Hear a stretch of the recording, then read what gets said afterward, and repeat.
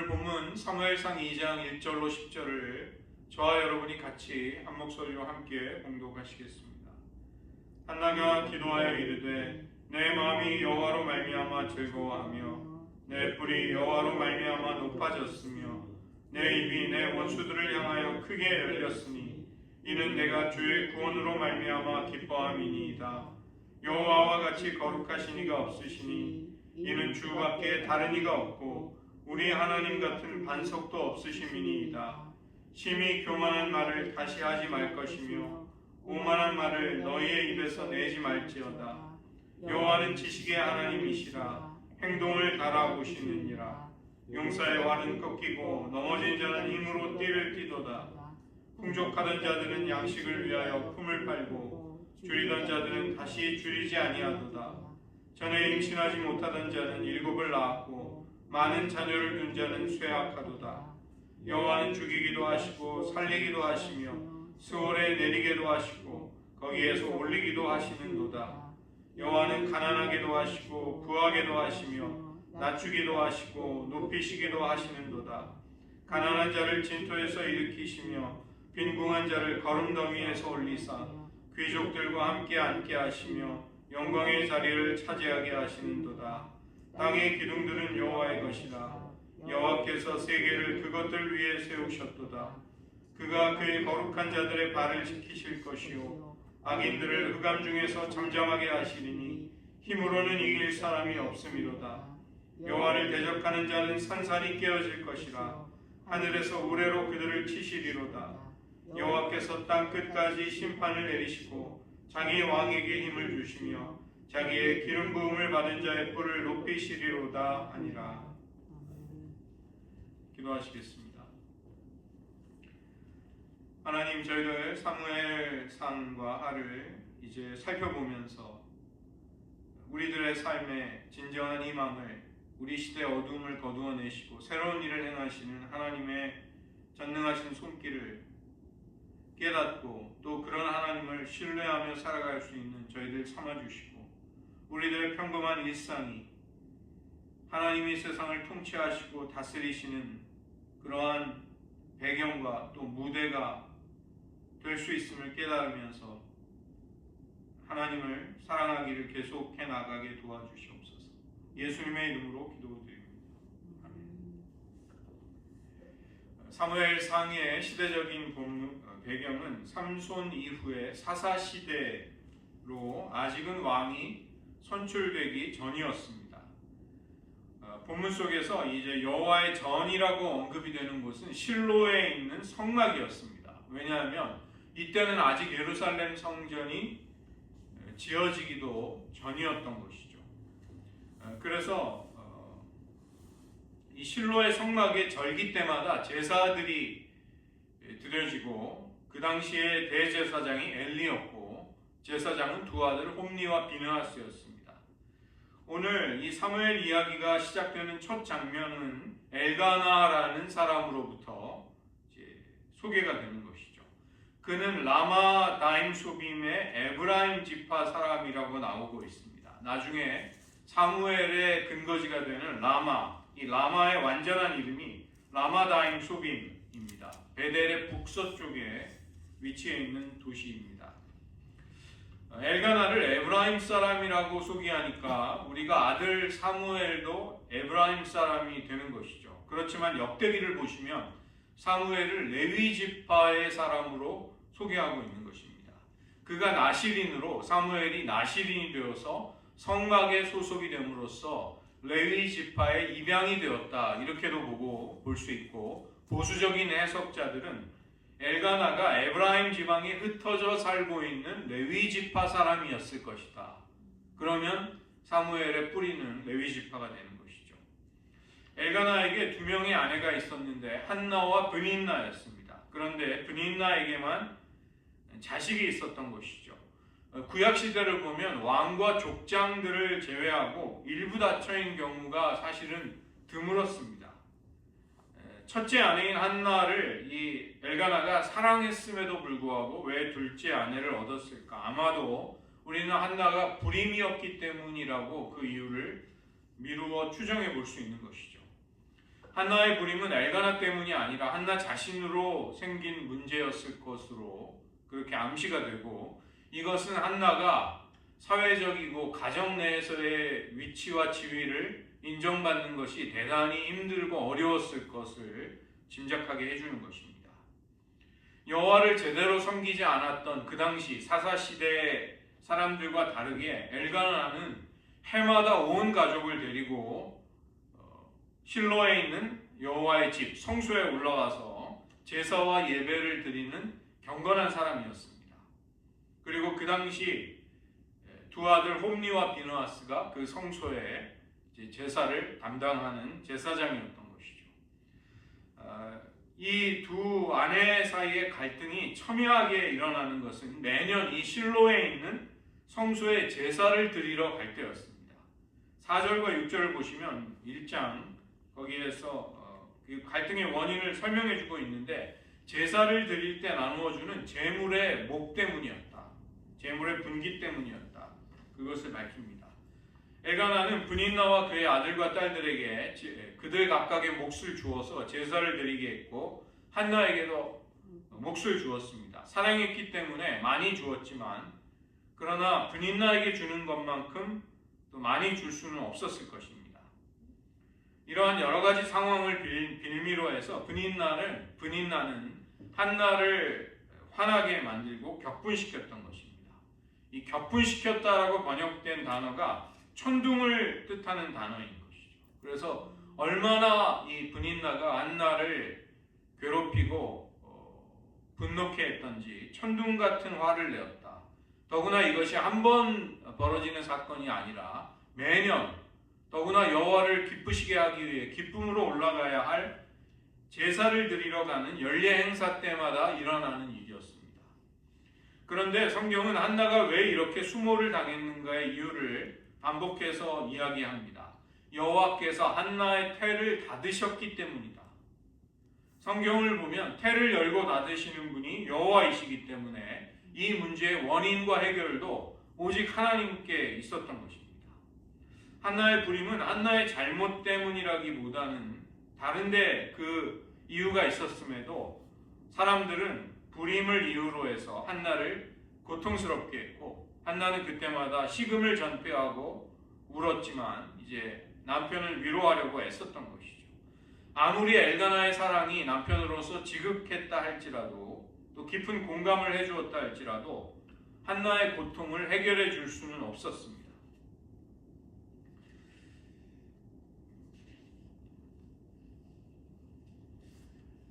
1장 9절부터 18절을 보면 이제 그런 한나가 기도를 하게 되고 또 엘리 제사장을 통해 응답을 받는 것을 볼 수 있는 것이죠. 그녀는 이제 정신을 차리고 음식을 먹고 기도하기 위해 성막으로 가게 됩니다. 문제를 해결해 주실 수 있는 태를 열고 닫는 권능이 있으신 오직 한 분, 여호와를 향해 나아가야 하겠다 각오를 한 것입니다. 우리의 능력으로 안 되는 문제 앞에 우리가 울고불고 속을 끓여도 해결이 될 수가 없습니다. 우리는 신앙인으로서 하나님 앞에 엎드리는 것이 우리가 할 수 있는 어쩌면 유일한 방법이지만 또 가장 합당한 지혜로운 방법인 것이죠. 한나가 기도하러 갔을 당시에 대제사장인 엘리가 문 옆에 앉아 있었습니다. 10절을 보시면 기도를 드리는 한나의 상태는 마음이 매우 격동이 되고 괴로웠고 통곡을 하며 기도했던 것이죠. 11절에 보시면 한나는 하나님께 간곡하게 부탁을 드립니다. 세 가지의 삼중적인 표현을 쓰는 것이죠. 고통을 돌아보아 주십시오. 기억해 주십시오. 잊지 말아 주십시오. 이것은 그녀가 하나님의 긍휼과 자비를 온전히 전심을 다해 구했다는 것을 보여줍니다. 저에게 아들을 주신다면 평생을 여호와께 드리고 삭도를 대지 않겠다는 나시린의 소원을 하는 것입니다. 민수기 6장 1절부터 21절에 나시린법이 나오는데, 어떤 사람이 일정 기간을 하나님께 구별하여 자신을 바치면 그 기간 동안 포도주와 독주를 금하고 부정한 것과 접촉을 금하면서 머리에 삭도를 대지 않았습니다. 삼손 같은 경우는 하나님이 지명하여서 평생 나시린이 되지만 사무엘은 어머니 한나의 자발적인 소원을 통해 평생의 나시린이 되었던 것이죠. 한나는 자신에게 아들을 주시면 그를 하나님께 온전히 바쳐 하나님만을 섬기는 자로 살겠다는 서원을 한 것입니다. 이 서원을 보면 그녀가 하나님께 다시 바칠지언정 간절하게 아기를 낳고 싶었던 그녀의 심정이 거기에 담겨 있는 것이죠. 이런 간절한 그녀의 기도하는 모습을 성막 문 앞에서 엘리가 보고 있었습니다. 그런데 한나가 소리를 내지 않고 입술만 움직였기 때문에 술 취해서 중얼거리는 것으로 보았던 것이죠. 간절한 한 여인의 기도를 술 취해서 주정하는 것으로 보았다. 이것은 엘리의 영적인 눈이, 판단력이 어두웠다는 것을 보여주는 것입니다. 그는 영적으로 암흑기였던 사사시대를 대변하는 인물이었습니다.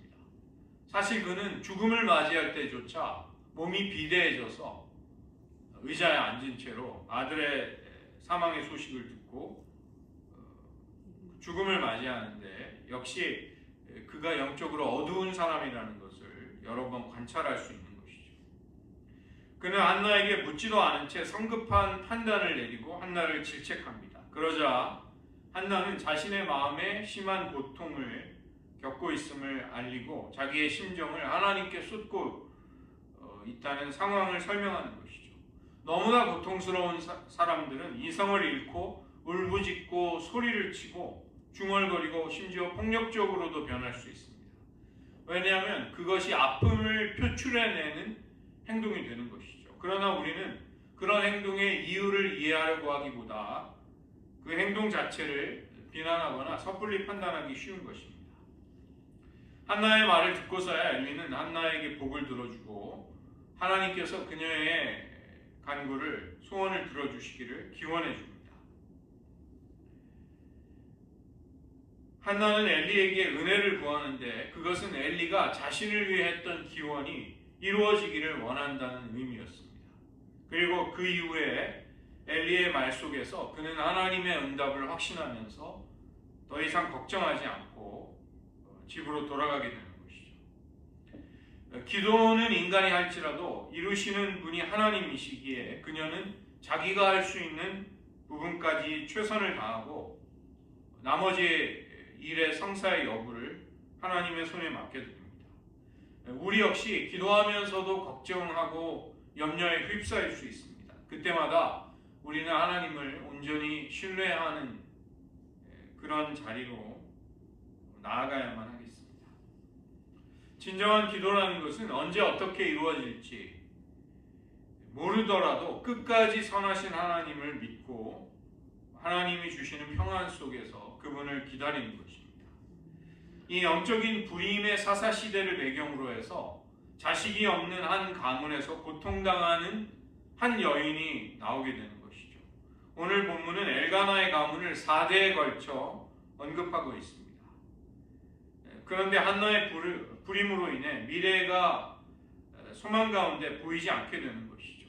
이 가문이 겪고 있는 위기는 그 당시의 영적인 시대 이스라엘을 어찌 보면 닮아 있었던 것입니다. 화려한 역사를 기대하지만 더 이상 인간의 힘으로는 어찌해 볼 수 없는 암담한 미래, 그것이 이스라엘의 형편을 보여주는 축소판과 같은 엘가나의 가문, 절망에 처한 한 여인의 상황이었던 것이죠.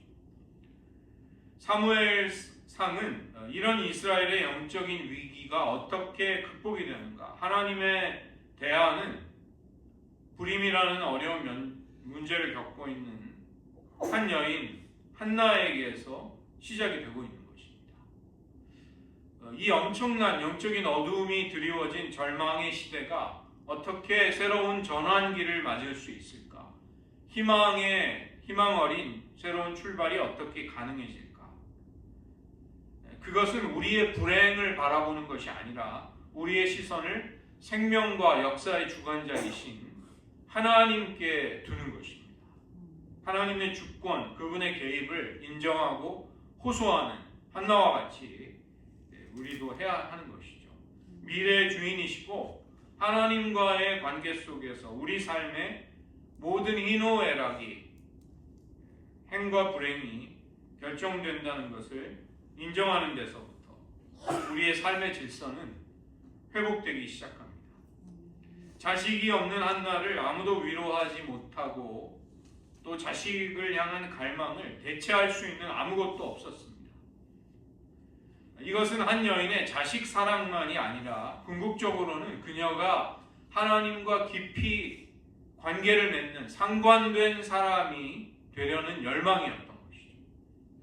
그래서 한나는 자기 백성의 고통을 돌아보신 출애굽의 하나님, 그 하나님이 나를 기억해 주시기를 구하였던 것이고, 아들을 주신다면 나시린으로 성별해서 바치겠다는 서원을 할 수 있었던 것입니다. 오랜 불임, 브닌나의 멸시와 조롱, 하나님의 침묵, 이 한나는 지금 영적인 절벽으로 내몰리고 있는 것이죠. 그러나 그녀는 하나님에게서 도망치려고 하는 대신 하나님을 다시 신뢰하면서 솔직한 자신의 감정과 정서를 그분 앞에 쏟아내기 시작하는 것입니다. 그리고 그녀는 엘리의 기원을 통해서 슬픔의 얼굴을 걷어버릴 수가 있게 됩니다. 우리가 미래의 주인이신 하나님께 우리의 삶을 맡기고 있다면 우리의 삶에도 절망이 드리워질 때 우리는 그 얼굴빛을 새롭게 해서 하나님을 바라보게 될 것입니다. 한나는 마침내 사무엘을 낳고 양육하게 됩니다. 19절부터 23절에 나오는 내용입니다. 하나님 앞에 고통을 토로하고 기도하고 나서 그는 아침 일찍 라마에 있는 자기의 집으로 돌아가는 것이죠. 엘가나와 동침했을 때 하나님은 한나의 기도와 고통을 기억하시면서 은혜를 베풀어 임신을 하게 해주십니다. 당시의 사회적인 관습은 사실은 하나님의 주권을 인정하기보다는 책임을 불임의 여성에게 돌리는 경우가 많았습니다. 그래서 이런 여인들은 이제 큰 고통을 겪었던 것이죠. 임신한 한나는 아들을 낳고 이름을 사무엘이라고 짓게 되는데 이것은 그 이름이 하나님께 요청해서 받은 의미 아이다 이런 의미를 가집니다. 근데 히브리어 자체가 그런 의미를 가진다기보다 이게 이제 언어 유희적인 히브리어의 비슷한 발음으로 언어 유희를 가지고 지은 이름입니다. 이 샤엘이라는 말이 요청드리다 간구한다는 말인데 쉐무엘이라는 그 사무엘의 이름과 이 발음이 굉장히 비슷한데 유사한 발음을 가지고 언어 유희를 통해서 이름을 지은 것이죠. 한나는 해마다 올라가는 가족 제사를 드리러 올라가지 않겠다고 결정하고 남편에게 젖을 뗄 때까지 아이를 양육하며 하나님 앞에 있겠다 이렇게 말을 하고 엘가나가 흔쾌하게 동의합니다. 그리고 오늘 중요한 의미를 가지는 이야기를 하는 것이죠. 한나의 소견에 옳은 대로 행하라 이렇게 이야기합니다. 이 사사기의 결론, 사람들이 자기의 소견에 옳은 대로 행하더라. 이 똑같은 구문을 사용하는 것입니다. 한나의 소견에 옳은 대로 행하라. 사사기에서는 이 표현이 하나님의 말씀대로 살지 않고 자기의 생각을 쫓는 그 시대의 사람들의 행동을 비판하는 표현이었다면 여기 1장 23절에서는 한나의 올바른 판단을 지지하고 존중해 준다는 의미로 이 문구가 사용이 되는 것이죠. 이것은 한나가 사사시대의 사람들과 달리 올바른 지혜와 믿음을 가진 여인이었음을 보여주는 것입니다. 그리고 엘가나는 여호와께서 그의 말씀을 이루시기를 원하노라 기원으로 그 말을 맺고 있습니다. 이것은 한나가 하나님께 서원한 바를 이행하고 지키는 것에 나도 남편으로서 동의한다는 의미인 것입니다. 약속대로 아들을 주셨으니 우리도 약속대로 하나님께 서원을 갚아야 하겠다. 엘가나 역시 한나의 소원에 동의하고 있는 것으로 보이는 것이죠. 민수기 30장 10절부터 16절을 보면 결혼한 여자의 소원을 남편의 동의 혹은 묵인에 의해서 효력이 생기게 됩니다. 그리고 만약에 남편이 결혼한 여자의 소원을 반대하면 그 소원은 무효가 됩니다. 남편의 허락을 받은 한나는 집에 남아 아기 사무엘이 젖을 뗄 때까지, 그 당시 대략 3년, 3살까지를 자신의 품에서 키우게 됩니다. 그래서 23절의 하반절을 히브리어로부터 직접 옮기면 그녀는 남아 있었고 그녀는 젖을 뗄 때까지 그녀의 아들을 양육하였다. 3년간 그녀가 얼마나 간절한 마음과 사랑으로 기쁨으로 자기 자식을 키우고 있을지를 우리는 그려볼 수 있는 것이죠. 한 가지 흥미로운 것은 여기 남편의 동의를 구하고는 있지만 사무엘을 양육하고 또 소원을 이루는 모든 일의 결정권을 한나가 가지고 있습니다. 당시에 강한 가부장적인 사회였던 이스라엘 속에서 독립적으로 의사결정을 하고 있는 한나, 그리고 그녀를 지지해주는 엘가나의 모습은 사실은 사회의 그 당시 일상적인 관례로부터 상당히 벗어난 것이었습니다. 이들 부부는 관습에 매이기보다는 하나님께 신실한 삶이 무엇인가를 판단으로 해서 우리 그렇게 하자 이렇게 마음을 맞출 수 있었던 것이죠. 24절부터 28절에 사무엘을 한나는 하나님께 바칠 수 있게 됩니다. 드디어 약속을 드린 젖을 떼는 날이 오게 되고 서원을 모두 지키게 됩니다. 여기 24절부터 28절에 주어가 모두 한나입니다. 한나가 지켰다. 한나가 서원을 이행했다. 엘가나가 아니라 한나가 주도적으로 독립적으로 사무엘을 하나님께 드리는 것이죠. 그녀가 얼마나 많은 재물을 준비했는가, 예물을 정말 좋은 예물을 준비한 것을 볼 수 있습니다. 당시에는 서원을 갚는 화목제는 소나 양으로 암수 상관없이 자유롭게 드릴 수 있었습니다. 레위기에서 가장 비싸고 좋은 제물은 숫소입니다. 숫소는 대제사장의 속죄제나 백성 전체의 속죄제를 드릴 때 숫소를 바쳐야만 했던 것이죠. 그런데 그렇게 가장 비싸고 좋은 제물을 한 마리도 아니고 3마리나 한 여인이 준비해서 바치게 되는 것입니다. 레위기 7장 12절에 따르면 화목제를 드릴 때 곡식가루와 전병을 드리기 때문에 밀가루도 한 에바를 준비하는 것이죠. 이것은 굉장히 많은 양이 됩니다. 22리터의 밀가루를 가지고 떡을 만들면 굉장히 많은 양이 되는 것이죠.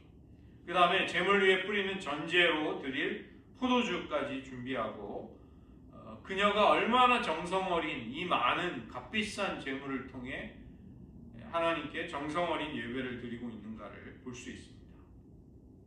24절에 한나는 아직 어린 사무엘을 데리고 가는데 아이가 어리다.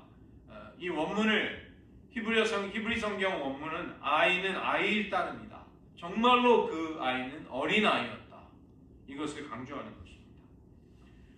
아직 4살 정도밖에 되지 않아서 말도 완전히 하지 못하고 엄마와 떨어지기 너무나도 어린 아들, 그녀를 바치기 위해 데려온 것이죠. 숫소를 잡아 서원제를 드리고 나서 아이를 데리고 엘리에게로 갔던 것입니다. 여기를 보면 사무엘이라는 이름 대신에 아이라는 표현이 반복해서 나오는 것은 사무엘이 너무나 어린 아이였다는 것을 강조하고 있는 것이죠. 그러나 한나는 망설이지 않고 제가 기도하며 하나님께 그때 구하였던 아이가 이 아이입니다. 서원대로 그 아이를 바치겠다고 말씀드리는 것입니다. 이제 어린 사무엘은 엄마와 떨어져서 여호와의 성막에서, 실로에 있는 성막에서 하나님을 경배하며 섬기는 일을 하게 되는 것이죠. 28절의 맨 마지막을 보면 사무엘을 하나님께 바친 결과를 말하고 있습니다. 자신의 서원대로 나실인으로 여호와를 섬기도록 아들을 바친 것입니다. 한나가 하나님께 얼마나 충성스러운 사람이었는가, 이것을 보여주는 것이죠. 아이가 없을 때는 아이가 생기기만 한다면 무엇이라도 하겠습니다, 이렇게 소원할 수 있지만, 막상 아이가 생겨서 젖을 빨고 웃고 아장아장 걸어다니고 엄마를 부를 때 그렇게 사랑스러운 애교를 부리는 아기를 떼어놓아야 하는 상황. 그런데 한나는 망설임이 없는 것이죠. 어쩌면 그녀의 마음속에도 많은 갈등과 눈물이 있었을 것입니다. 제대로 엘리 제사장의 집에서 돌봄을 받을 수 있을까? 당연히 염려했을 것입니다. 그러나 한나는 그 사무엘을 떠나보내면서 겪게 될 모든 고통과 걱정을 기꺼이 감내하기로 결심하면서 하나님 앞에 신실함을 보이는 것이죠.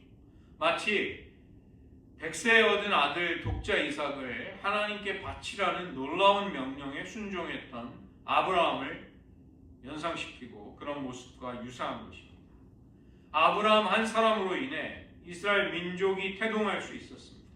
하나님은 이런 한나가 가지고 있는 하나님을 향한 충성을 사용하셔서 어두운 영적인 어두움으로 가득 찬 사사시대를 새로운 왕정으로 바꾸시는데 그것을 사용했던 것입니다. 11절에 나를 기억해 달라는 한나, 그녀의 부림의 태는 하나님으로 인해서, 그녀를 기억해 주시는 하나님의 자비로 인해서 이스라엘의 역사를 새롭게 바꾸는 새로운 무대, 새로운 창조의 모판이 될 수 있었던 것이죠. 사무엘의 탄생은 한나에게는 구원의 의미를 담은 사건이었을 것입니다. 그녀의 수치를 벗는 놀라운 사건이었던 것이죠.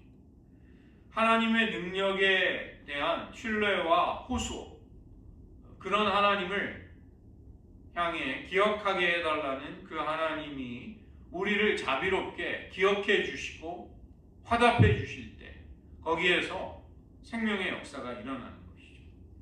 자기 소견에 옳은 대로 행하던 어두운 시대 속에 한나는 하나님이 보시기에도 아름다운 소견을, 마음을 품고 그 때문에 그녀가 옳은 대로 하는 것이 더 두드러져 보이고 있는 것입니다. 아이를 받은 것도 믿음이었지만 아이를 하나님께 돌려드리는 것, 이것 역시 믿음이었던 것이죠. 이제 사무엘은 하나님께로부터 말미암아 나와서 하나님께 다시 드려진 자, 그것이 그의 일생이 되는 것이죠. 사무엘은 한 가정의 아들 정도가 아니라 하나님이 미래를 그분의 계획대로 새롭게 열어가시는데 쓰임을 받는 사람이 된 것입니다. 하나님의 나라와 의를 먼저 구하라고 하시는 말씀처럼 내가 내 마음대로 사용해도 좋은 내 것을 구하는 것이 기도가 아닌 것이죠. 모두가 다 하나님의 것임을 고백드리면서 하나님의 것으로 하나님의 일을 행해달라는 것을 구하는 것이 진정한 기도인 것입니다. 그래서 한나는 사무엘도 받았지만 결국은 그녀가 간절히 찾던 하나님을 깊이 응답으로 받을 수 있게 된 것입니다. 마지막으로 오늘 본문 속 2장 한나의 찬양과 기도가 나옵니다. 먼저 1절과 2절은 여호와로 인한 기쁨의 찬양이 나오는 것이죠. 기도라고 말하기에는 찬양의 성격이 강합니다. 찬양을 통해서 우리가 깊이 체험한 하나님의 은혜를 고백드리고 기뻐하고 또 경배할 수 있는 것이죠. 아이를 낳지 못하는 한나의 기도를 들어주셔서 아들을 주셨던 것처럼 이스라엘 백성들이 이제 하나님께 기도할 때 하나님은 어떠한 것도 들어주시고 역사하실 수 있는 분임을 그녀의 찬양은 알리는 역할을 하고 있는 것입니다. 여호와로 인한 기쁨이 가장 먼저 고백이 되는 것이죠. 이 뿔이라는 표현은 물론 짐승의 머리에 있는 뿔이지만 이것은 위엄과 힘, 권위를 상징하는 것입니다. 뿔이 높아졌다는 것은 머리를 높이 쳐들어서 승리했다는 것을 나타내는 표현인 것이죠. 늘 움츠러들고 멸시를 받고 고통을 당했던 그녀는 이제 여호와로 인해 당당하게 그녀의 머리를 들고 존귀한 자리에 서게 된 것입니다. 그런 인생의 자존감을 찾아주시고 기쁨을 주신 하나님, 그런 하나님을 그녀는 높였던 것이죠. 2절을 보시면 여호와와 같은 분이 없다. 이것은 하나님만이 거룩하시고 하나님만이 진정한 하나님이시고 반석이시라는 것을 고백드리는 것입니다. 가나안의 수많은 이방신들을 섬기던 사사시대, 그 영적인 어두움 속에서 한나는 오직 여호와와 같으신 분은 없다. 오직 그분뿐이다. 그분 한 분뿐이다. 여호와는 하나라는 이 십계명, 한 분이라는 십계명의 제1계명, 그것을 고백드리는 것이죠. 그녀의 인생의 고통 속에서, 어려움 속에서 든든한 피난처가 되어주셨던 하나님, 한나는 그분을 반석이라고 고백합니다. 그 다음에 3절부터 8절에서는 인생을 역전시키는, 인생의 새로운 질서를 세상 가운데 가져오는 하나님을 그녀는 노래하고 있는 것이죠. 하나님은 사람들의 행동을 달아보시고 심판하시는 지식의 하나님이시다. 이것을 강조하고 있습니다. 3절에서 교만한 말이나 오만한 말을 감히 하지 말 것을 경고하는데, 이것은 하나님 앞에 스스로를 높이기 때문입니다. 인간의 교만한 말을 할 수 없는 이유는 첫 번째가 여호와의 지식인 것이죠. 인간이 아무리 자신을 스스로 높이고 자랑하더라도 여호와의 지식에는 미칠 수가 없습니다. 두 번째는 인간의 말과 행동을 여호와께서 평가하시기 때문인 것이죠. 아무리 옳고 선한 말을 할지라도 하나님은 행동을 바라보시는 분이십니다. 우리의 심중에 무엇이 있는지를 알고 선과 악을 그분은 평가하시는 것이죠. 세 가지의 역전이 나오는데, 첫 번째는 힘이 역전되는 것입니다. 용사의 활이 꺾이고 넘어진 자는 힘으로 띠를 띠게 됩니다. 군인과 권력자와 같은 용사들, 사회적이고 정치적인 힘을 가진 자들이 무너지고 하나님은 약자들이 힘을 얻게 하십니다. 두 번째는 경제적인 역전이 일어납니다. 풍족하던 자들, 부자들이 가난해지고 줄이던 자들, 가난한 자들이 다시는 줄이지 않고 풍족해지는 것이죠. 세 번째는 출산이 역전이 됩니다. 불임하던 여인이 7을 낳고 많은 자녀를 둔 자가 쇠약해진다. 7명의 자녀라는 것은 많은 수를 나타내는 표현인 것이죠. 한나는 나중에 3 아들과 2 딸을 더 낳게 됩니다. 이러한 역전이 어떻게 일어나는가? 바로 하나님 때문이라고 그녀는 고백드리는 것이죠. 6절을 보시면 생명이 여호와의 손에 달려있다. 이 말씀은 1절에 죽이기도 하고 살리기도 하신다는 표현, 또 2절에 수월에 내리기도 하시고 올리기도 하신다. 다 같은 표현입니다. 가난하게도 하시고 부하게도 하시고 낮추기도 하시고 높이시기도 하신다. 여기 사회적인 약자, 특별히 가난한 자와 빈궁한 자들에게 하나님의 특별한 관심이 허락이 됩니다. 여기 이 가난한 자들이 처해 있는 곳은 그냥 땅바닥이 아니라 부정하고 제사가 드려지고 그 제사에 죄를 버리는 그런 부정한 죄로 가득 찬 곳, 즉 인간적으로 회복이나 회생이 불가능한 곳, 거기에 있는 자들이 존귀와 명예를 얻는다는 것입니다. 그들을 영광의 보좌, 인간이 올라갈 수 있는 최고의 자리로 올리시는 것이죠. 하나님은 쓰레기 더미에 있는 인간을 왕의 자리로 올리시는 그런 분이십니다. 그분이 온 세상을 창조하셨기에 이 모든 것이 가능한 것이죠.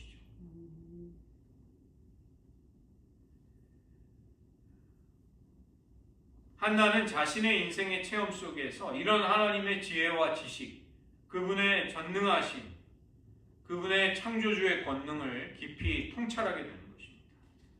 그리고 마지막으로 9절과 10절에서 세상의 주권자이신 하나님을 노래하고 찬양드리게 되는 것이죠. 하나님은 세상을 다스리고 계십니다. 거룩한 자들을 지키시고 악인들을 흑암에서 잠잠하게 하시는 분이시다. 자신을 의지하는 백성들을 지키시고 악인들의 입을 다물게 하시는데, 이것은 먼저 구원으로 인해 입을 크게 벌리는 여호와의 백성들, 그리고 입을 닫아야 할 오만한 자들을 대조하고 있는 것과 같은 맥락입니다. 어느 누구도 힘으로는, 권능으로는 하나님을 이길 수 없기에 악인들조차 그분 앞에 입을 닫게 되는 것입니다. 이런 하나님 같은 분은 누구도 없다. 10절은 그 힘을 구체적으로 표현합니다. 하늘에서 우레를 보내 대적을 산산히 쳐부수시는 전사이신, 용사이신 하나님, 세상을 심판하시는 주권자, 세상을 통치하기 위해 특별히 왕을 세우시는 하나님이심을 그녀는 고백하는 것이죠. 이것은 한나에게 선지자적인 영이 임해서 아직 이스라엘에 왕이 세워지지 않을지라도 그 왕을 높이실 하나님을 그녀는 노래하는 것입니다.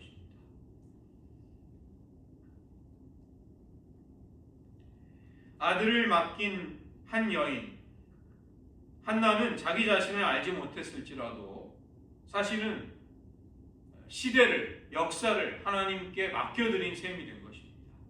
어렵게 얻어 이제 젖을 갓 뗀 아들과 헤어져야 하는 순간에 한나의 입에서는 아쉬움의 탄식, 헤어지는 고통의 탄식이 아닌 의기양양한 기쁨의, 환희에 가득 찬 노래가 터져 나오는 것이죠. 그녀에게 가장 중요한 것은 이제 아들이 아니라 전적으로 자신을 신뢰해 주시고 백성들의 기도를 들으시며 고통을 헤아리시는 그 하나님, 자신을 향한 긍휼 속에 그분이 어떠한 분인가를 입증해 주신 그 하나님이 한나에게는 가장 소중한 존재가 된 것입니다. 하나님의 침묵과 응답이 없었던 것을 하나님의 부재, 하나님이 너를 버리셨다고 조롱하던 자들의 입을 막아주신 것입니다.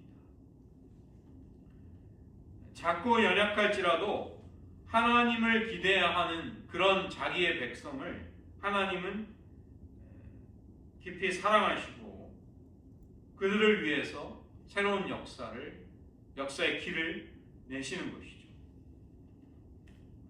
그런 하나님은 우리의 행동을 달아보시는 지식의 하나님이십니다. 이 히브리어로 대단하고 영광스럽다는 것이 히브리어로는 무겁다는 뜻입니다. 무겁다, 카보드. 그래서 자신을 무겁게 여기는 사람들은 교만하고 오만한 말을 쏟아내는데 그런 이들을 하나님은 용납하지 않으시고 하나님을 무겁게, 하나님을 영광스럽게, 귀중하게, 존귀하게 여기는 자들을 하나님은 무겁게 여겨주신다. 그녀는 그것을 고백드리는 것이죠.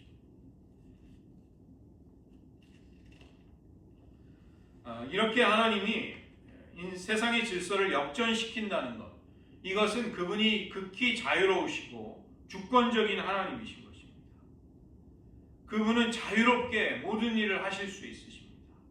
위를 낮추고 아래를 높여 평균을 만드시는 분이 아니라 위아래를 정반대로 뒤집어 바꾸어 버리실 수 있는 분이신 것이죠. 기존의 질서를 옹호하며 그것에 맞추며 전전긍긍하며 사는 것이 아니라 공의와 인애를 갈망하면서 하나님의 주권을 의지하던 자들, 그들을 하나님은 높여주실 것입니다. 하나님 없는 세상의 그 어떤 것도 당연하게 여기도록 그냥 두고 보지 않으시는 하나님, 자기의 뜻대로 온 세상의 질서를 세우시고 유지하시는 분, 그런 하나님을 한나는 깨닫게 된 것이죠. 그래서 우리 하나님은 세상의 질서와 권력이 강요하는 합리성보다는 하나님의 주권을 신뢰해야만 하겠습니다. 우리 주변에서 벌어지는 수많은 차별과 소외, 불평등, 악의 구조가 우리들의 앞길을 막을 때 우리는 그것을 저항하면서 하나님의 나라가 거기에 임하기를 구해야 하는 것이죠. 오늘 저희들은 사사기의 배경이 되는 첫 장면, 이제 엘가나를 통해서 한나를 통해 시대를 바꾸는 하나님의 도구 사무엘의 탄생과 성장을 보게 됩니다. 영적인 불임과 불신앙으로 가득 찬 사사시대의 끝자락, 하나님은 불임으로 고통당하던 한 여인의 간구를 기억해 주십니다. 한나가 생명의 주인이신 하나님께 어떠한 태도를 취했는가가 자기 자신의 운명, 가정의 미래, 나라를 바꾸게 되는 것이죠. 이런 영적인 메마름과 불임의 시대에서 어떻게 희망을 찾을 수 있는가? 그런 희망이 어디에서 오는가?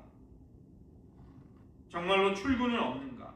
그때 우리는 한나의 기도와 그녀의 믿음을 떠올려야 하겠습니다.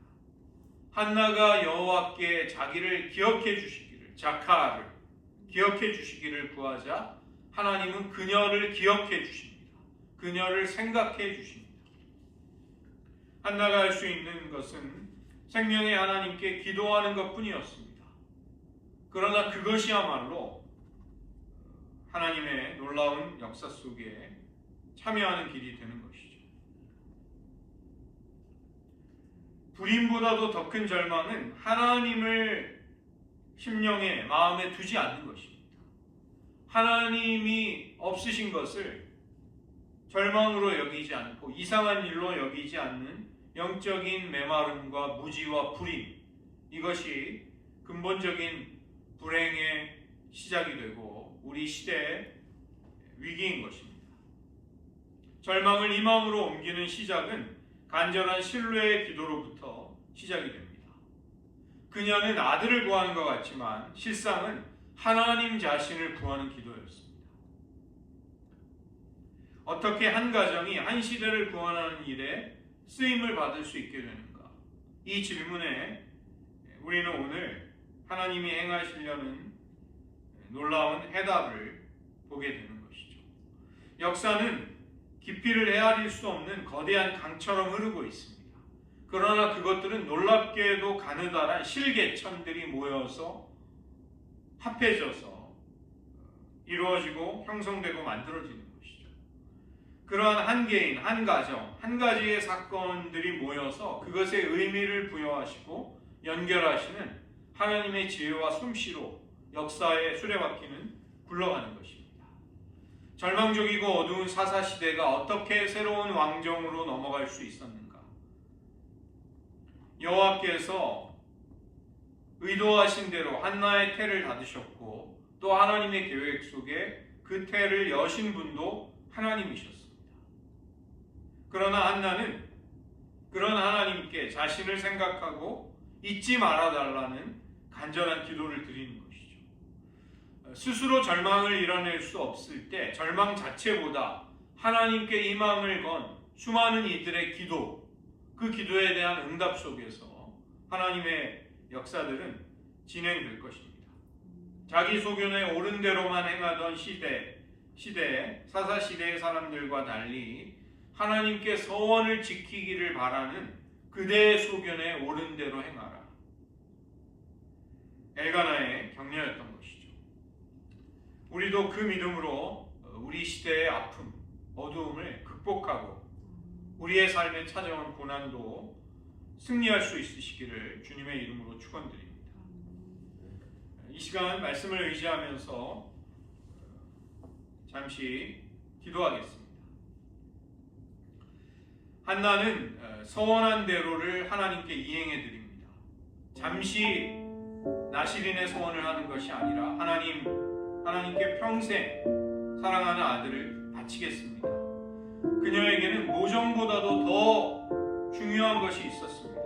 자기 욕망에만 충실하면서 늘 하나님을 뒷전에 두고 불신앙으로 가득 찬 어두움의 시대에 그녀의 헌신과 사랑과 서원을 지키려는 아름다운 헌신은 시대의 거룩한 균열을 일으켰던 것이죠. 역사는 줄기차게 진행되고 있습니다. 다만 그 역사에 어떻게 우리가 참여하느냐가 문제인 것이죠. 우리가 하나님을 원망하고 책임을 돌릴 겨를이 없습니다. 역사는 우리가 동의하든 안 하든 그분의 것입니다. 우리에게 닥친 행운과 불행 모두가 다 어쩌면 그분이 아닌 우리가 만든 것일 수 있습니다. 그때마다 우리는 하나님을 인정하고 신뢰하면서 사는 하나님의 백성이 되기를 구해야 하겠습니다. 오늘 한나의 믿음과 그녀의 기도와 또 승리에 가득 찬 찬양이 우리들의 삶에서도 있기를 구하며 잠시 기도하겠습니다.